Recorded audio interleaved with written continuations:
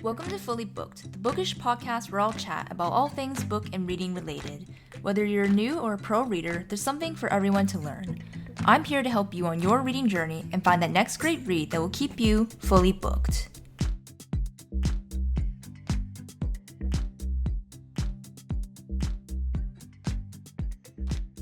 Hello, readers, and welcome to episode 33 of Fully Booked. I'm your host, Natalie, and I just wanted to say before we get into today's episode, I hope the weather is as nice where you are as where I am, because I can see out my window right now. That's on my left.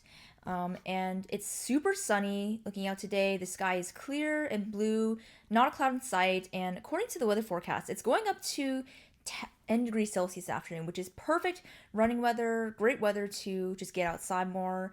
It's making me really excited, which is crazy because literally yesterday, the weather, at least yesterday morning, it was about -1 or -2 degrees still, and we got snow, and then it went to this. So the weather just be like that apparently, and I realized that, man, I always feel like I mention the weather in my intros, but I think it's because I'm partly curious where all of you are listening from. I used to assume that majority of my listeners were probably within the same province that I live in, but looking at some of the followers, some of the people that I see following me online, some of you are from the States, some of you are from Europe, and even beyond. So who knows where you're listening from today, but regardless, again, I hope the weather is getting just as nice where you are.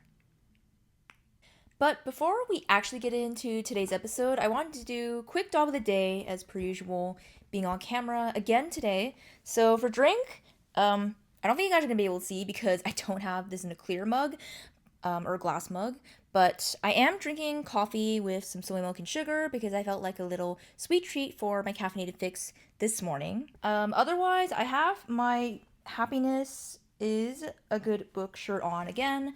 I don't have a lot of bookish merch, if you guys haven't noticed. We'll have to rectify that at some point in the future, but this is what we got for now. And then brace yourselves, we have a storm of chaos for my current reads once again. Now, I think I might have mentioned this book literally just in the last episode because FYI, I'm filming some of these back to back, so it hasn't been that much time in between for me, but it will be for you guys. So I'm still in the middle of 10 Words to Live By Jen Wilkin, which is Christian nonfiction, and I am also in the middle of Where the Crawdads Sing. I'm rereading Divergent, and most recently, as of yesterday, I started Tom Felton's memoir Beyond the Wand, which I have to say I'm enjoying a lot more than I thought I would. I'm hardly about 60% of the way in, maybe a bit more. But yeah, anyways, his memoir is really cool. Obviously, a lot of it is about filming, being on the set of the Harry Potter movie series, what it was like to be known as Draco Malfoy growing up. But obviously, there were some other personal stories of him just being a regular kid, growing up with all brothers. I think the funniest thing I heard so far was that there was a chapter early on in the book where he was talking about filming the earlier movies, I think specifically Philosopher's Stone, and apparently he had to have someone chaperone him. I guess when you're a child actor, you have to have a chaperone on set with you. An adult has to be with you, and so his grandfather was actually with him on the set of those first couple movies, and I think apparently Chris Columbus himself ended up asking his grandfather if he wanted to star in the movies because apparently his grandfather looked a lot like Richard Harris, who plays the first Dumbledore, if you guys don't know, in the Harry Potter adaptation. He has like the long white beard. He just kind of had that wizard-like appearance. And so, yeah, apparently if you watch one of the first few scenes in Philosopher's Stone, I believe it's where they're eating in the Great Hall, for the first time, like they're having that feast. And if you look at the head table, apparently his grandfather is one of the professors sitting at the head table, and you get to see a glimpse of him for a moment. And I'm not sure if that was the only cameo or not, but yeah, that was the one that was mentioned in the book. So now I definitely have to go back and watch Philosopher's Stone and see if I can spot Tom Felton's grandfather. Anyways, with all that being said, let's actually get into what we are here for today, which is reading some unpopular bookish opinions. Now, I had a couple people send in responses, but I also ended up compiling just a bunch of opinions that I saw, mainly from Instagram posts that people have made, and compiled them all to read out, and let's see what they have to say.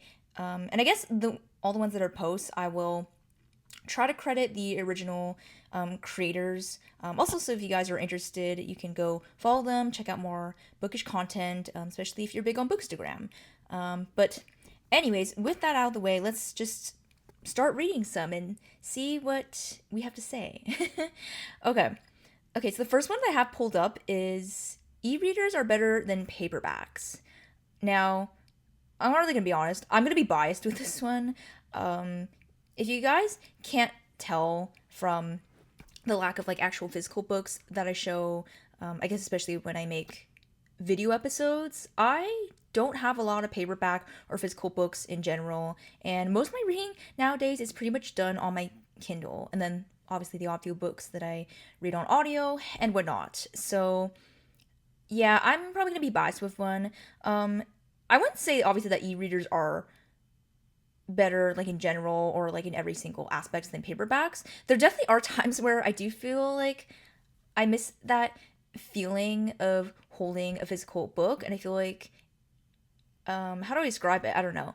It just feels so phantom and foreign to even think of holding a physical book, and I feel like I'm at the point where I'm wondering, would I even still like reading physical books? Because I swear almost 99% of the time I read on my Kindle. It is just a lot more convenient versus a book. I feel like I don't want to carry it around with me. Just a disclaimer, I'm a very clumsy person, so I get scared sometimes to bring my book everywhere I go with me because I worry that I'm gonna spill my drink or like something on it. Because I can't lie, I definitely had many a textbook that has suffered from spills, and so I don't want to do the same and like annihilate my physical books. So yeah, there are obviously just a lot of reasons why I would say e-readers are more convenient than paperbacks. Yeah, like I said, they're not necessarily better, but convenient. Okay, this next opinion says discreet covers are better, and I believe this post was talking about in the context of romance book covers. Now, this one's kind of interesting because I probably would have just agreed straight off the bat with this one before, but I was watching Jack Edwards' recent like video essays where he was literally talking about this topic of how yeah, there's been an evolution of romance book covers and how book covers nowadays for romance books with like the cutesy kind of more graphic style, they're actually kind of deceiving. And it was interesting to watch and listen to that because I was like, huh, I never thought about it that way until he went through, yeah, this whole history. But at the same time, it can also be deceiving. And I feel like the biggest example I can think of for this is Icebreaker by Hannah Grace. Like, I don't know if you guys have seen the cover for that. I'll put it up just in case, I guess, if you haven't. But that cover is like probably the highly most talked about because if you guys have read the book, even if you haven't, if you're on the online book community, book talk, you've probably heard about it. And the content that is actually in that book is not kid friendly at all. But yeah, it's just been very deceiving, and then there's been so much mix up around that book, and then kids have accidentally been picking up Icebreaker, they read it, and then the parents eventually read it and realize, oh, this book is not what it looks like. So I guess that's the only thing about discrete covers, is yeah, they are getting a little problematic in that sense. But I guess besides that specific point, I would say they are more liked overall nowadays. Okay, next opinion, guys. Third act breakup is the worst trope. Oddly, I'm looking at this, and I would say 90% of the time, yes. And I think the reason why is because most of the time when this is utilized in romance novels, I swear it's always centered around miscommunication or some sort of lack of communication. I just feel like third act breakup is getting too common and normalized in romance novels, and I guess yeah, some of the reasoning or like situations even from novel to novel, it's like kind of getting similar. But I guess yeah, it is or it can get a little formulaic. I feel like some authors are better than others at least switching up the scenario, switching up like the reasoning from book to book. But yeah, other authors tend to like repeat certain elements too much. Like even in general, not even just like third act breakup trope necessarily. I feel like we'll say though, because it's getting so normalized that like you feel like it has to be there in the plot of a romance novel, I'm almost more surprised when there isn't some sort of third act breakup or like big miscommunication, big secret that comes out between the two main characters. Because I feel like I have been gravitating towards like some different romance offers recently. I don't know, like Catherine Center and Sarah Adams. There's probably others, but yeah, there's just some authors don't have as much of that third act breakup, and they make it a little more realistic, and they put like actual realistic situations in there that anyone could experience in their real life, and it definitely resonates with me a bit more. But then it does tend to catch me a little bit off guard when it's like, oh, we didn't have miscommunication, oh, there was no third act breakup, and we're just propelling to the ending already. Yeah, I guess it definitely does throw me off a bit. But yeah, I think for the most part, yeah, third act breakup, we're kind of over it sometimes. Ooh, okay, this next one, closed door over spicy romances. You guys already know me on here, or I hope you know me right now, and that I will say yes, yes, yes. Yes, 100% closed door over spicy romances for me.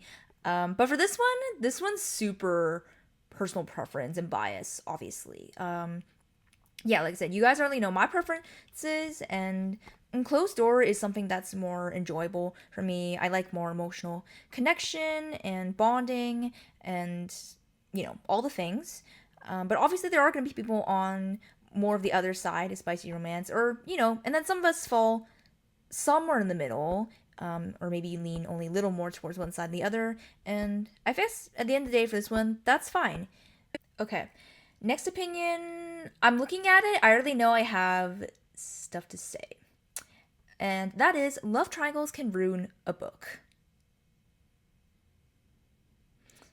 Okay, you guys know, again, just as much as I love closed door romances, I really dislike love triangles in a book. And obviously, yeah, when there's a romance plot. And to be fair, I wouldn't say love triangles ruin like a book or the plot overall, but it definitely can ruin whatever romance subplot there is in the book. But yeah, it's not something I really like where there's just more than one person.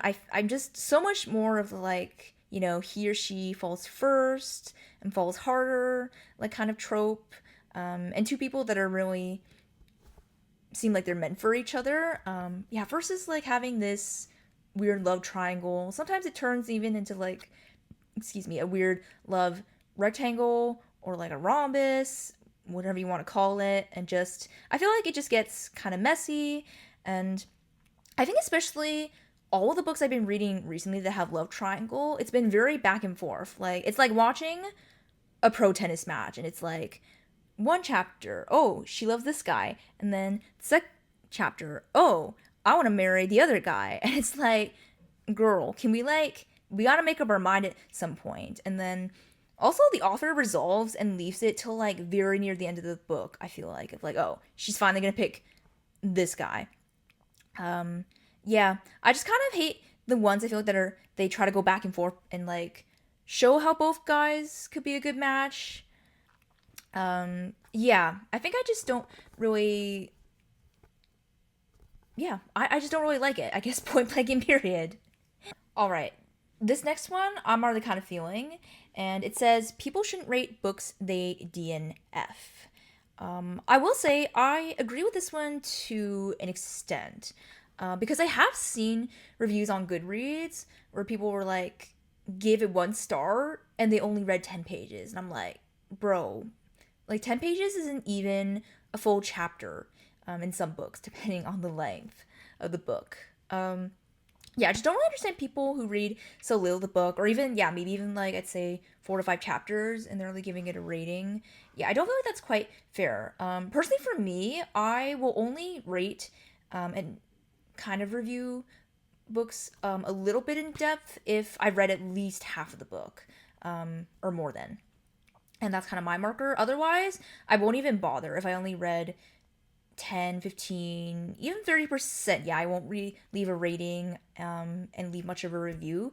because I just feel like it's not far enough into the book to get a good general sense of like the writing and the plot progression, character development. I feel like I'm also pretty honest when I do rate and review books that I've DNF'd. Like obviously, like I said, I have the marker of like 50%. I feel like that's far enough into the book to be able to say something.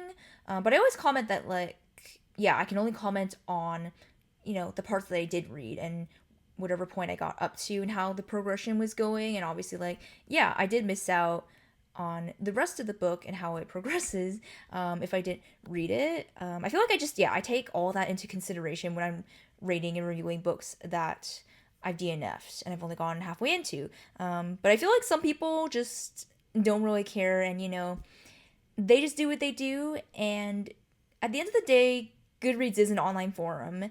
People are free to post and say what they like, but I guess that's why I personally take everything with a grain of salt when I am reading reviews and ratings.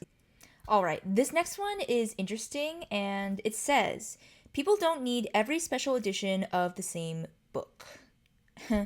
Okay, this one's an interesting one to talk about because I think looking and thinking of all the books that I currently own, I actually do not own any special editions, and nor have I purchased any special editions of any books, which I don't know if that's going to surprise people or not, because obviously special editions are a huge thing like nowadays in the publishing industry and in the online book community. But for myself, I'm very plain Jane when it comes to like books, and I guess not overly consumeristic, or I don't know, consumer minded, however you would put it, when it comes to buying and owning books. I just don't really feel the need to have special editions and like collect them. Also, I haven't necessarily liked special editions for some new book releases that have been put out recently. If anything, I actually prefer the regular edition of certain books and just owning and having that.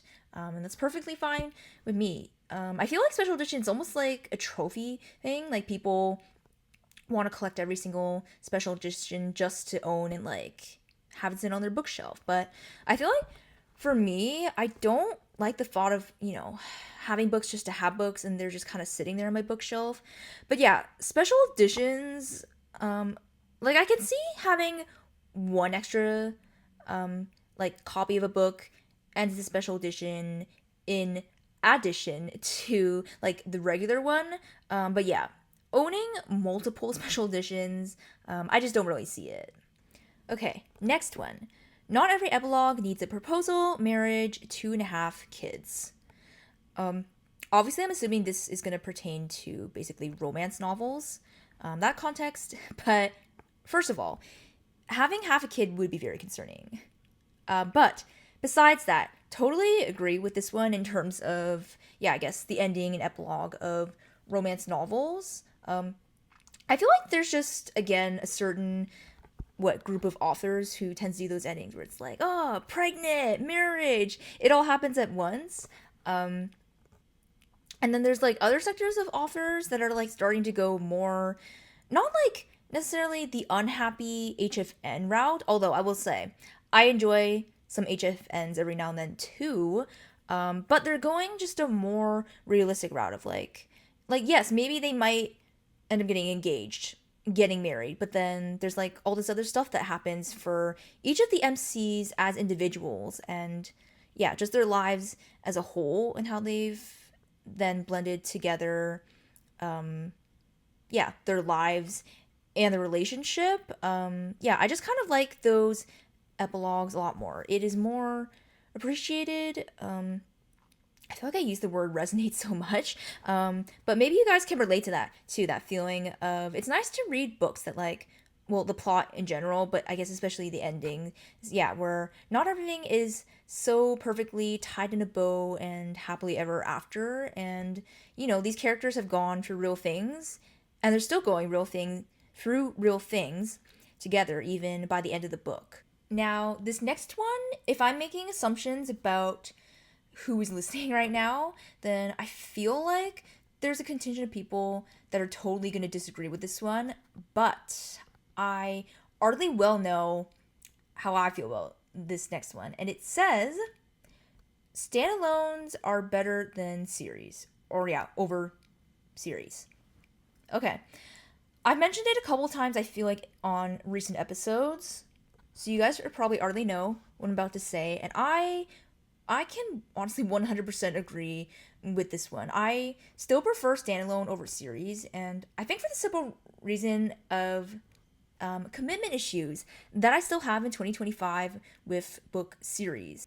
Unless it's like, I want to say a duology or a trilogy, it's pretty hard to get me to start and finish a series. And again, I mentioned a couple times in the podcast that it's a little embarrassing as someone who's hosting a book podcast and being front and center, but I have a goldfish memory. I have such a bad memory, especially when it comes to plot books. And even if I take over a month between books in a series, I guarantee you, I am not gonna remember what happened in the previous book, and I'm just gonna have to reread.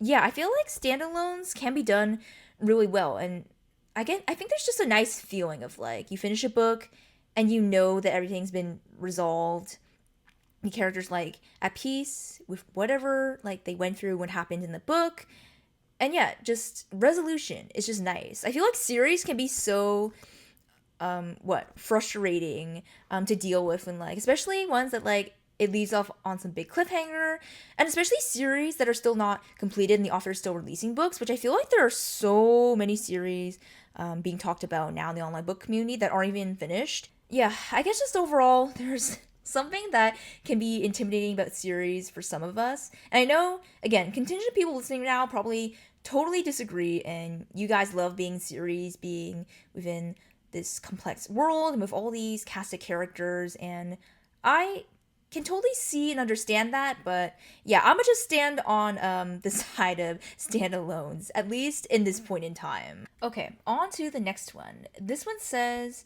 I broke the spine of a stiff paperback and I'd do it again. Okay. This is interesting because I'm not sure why I still have a problem with breaking the spine for books. Like, it's strange because the thought and the actual act of doing it doesn't bother me, but it's just the aftermath and how the book looks afterwards that I don't know, the book loses its appeal to me, like aesthetically, I guess wise. I just don't like, I guess that like I don't know if you guys have broken the spines of any of your books, and just like that, it gets that like crackled kind of look. I guess it depends on how stiff the paperback was to start with, but I just know that I've accidentally broken the spines, like I think of one or two of my paperbacks that I was reading within the past couple months.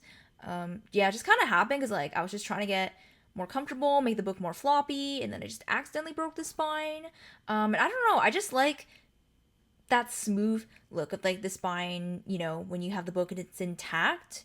And then just afterwards, it doesn't look as nice when it's all like, kind of rougher. And I don't know what it is. I don't know if I'm being too picky. Maybe it's something I just need to let go eventually, because it definitely is more comfortable. I feel like if you break the spine and making your book more floppy and easier to read, that's probably the major reason why I don't read a lot of paperbacks nowadays. I am reading again on my e-reader, as I mentioned earlier. But I guess, if you are a spine breaker, you go. All right, this next one is kind of confusing me a bit. It says, people need to spend less time categorizing and more time enjoying the plot. And I'm gonna be honest, I really don't know what this person meant by categorizing. Like, did you mean the plot itself? Did you mean other elements like characters, tropes, something else in the story that I can't think of right now? I'm so sorry. I really don't know what exactly this person meant, so I'm not sure how much I have to say. Um, I guess maybe I can see that, like, I don't know, like, so many people are more concerned about, like, talking about, I don't know, specific, like, elements or things that authors will utilize within a storyline.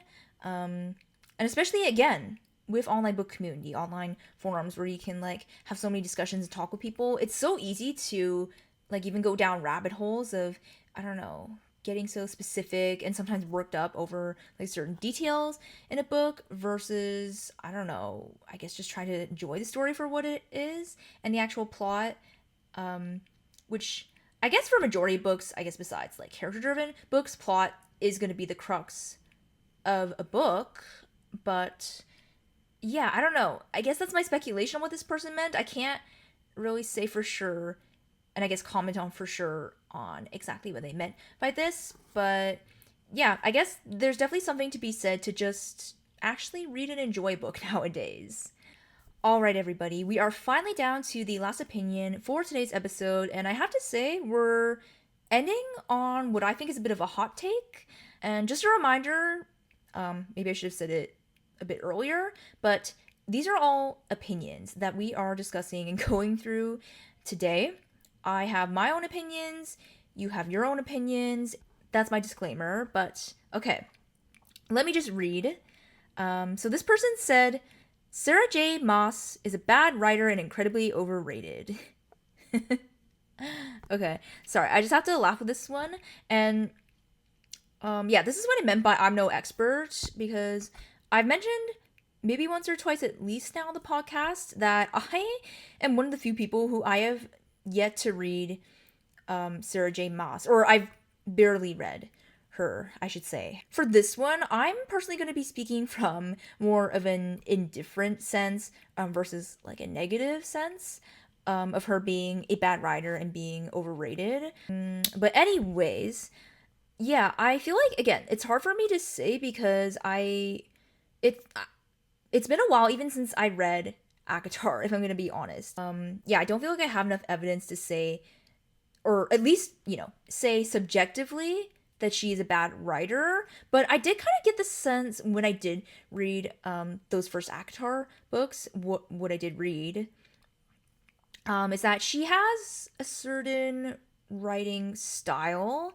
I'm not sure if I want to go to the extent and say that she's not like nuanced, but yeah, I just feel like there's something more, kind of straightforward about her writing. Like there's definitely not always a lot going on in between the lines, but maybe that was just how I felt when I read. Some of you might totally disagree, and if you disagree, you go ahead and fire that in the comments and you let me know, and maybe that'll finally compel me to finish ACOTAR. I don't feel like I really answered this one well because I just, like I said, I don't have enough evidence to say, and I also don't keep up with probably some of, I don't know, any scandals or like recent news when it comes to like certain authors or certain books, even things in general in the publishing industry.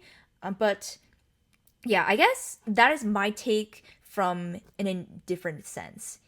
Anyways, that was the last unpopular bookish opinion for today's episode. I hope you guys enjoyed hearing my discussion on all of those, whether you agreed or not. Actually, I definitely would love to hear more of your thoughts in the comments below, or you can send me a DM if you would like and you're listening on audio. Yeah, let me know what your guys' thoughts are, as well as if there were any other unpopular bookish opinions that were not touched in today's episode. Feel free to drop those below as well. And actually, as always, please make sure to rate, leave a review, subscribe to the YouTube channel if you haven't already. All these things really help and support the podcast very much so. And especially do the last one if you want to keep up with all of my video episodes. I think next week's episode is probably going to be the last video one for a while because I'm not going to lie, guys. The process of filming, recording, and editing is getting a bit time-consuming and I guess I would say burdensome at times. It's definitely quite a lot to deal with, as fun, as I'm sure the videos are for you guys.